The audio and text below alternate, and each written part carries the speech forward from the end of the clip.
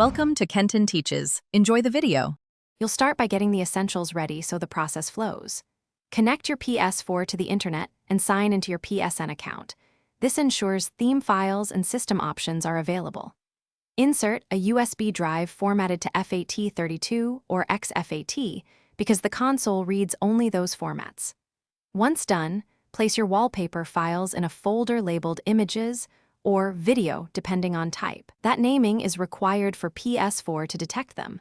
This short prep saves time and prevents format errors later. Now you transfer and apply the file. Copy the chosen image or video into the USB drive root inside the Images or Video folder, then safely eject and insert the drive into the Ps4. Go to Settings, then Themes, select your user profile if prompted and choose Custom.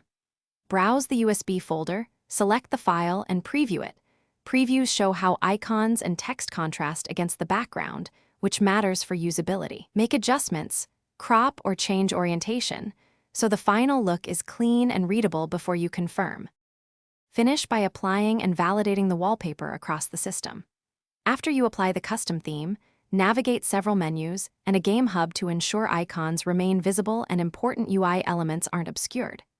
If the Ps4 fails to detect files, make sure the USB is FAT32 or XFAT, folders are exactly named Images or Video, and files meet Ps4 resolution and codec limits. If problems persist, restart the console and, as a deeper fix, rebuild the database from safe mode to clear indexing issues. Thanks for watching. Please subscribe if this video was helpful.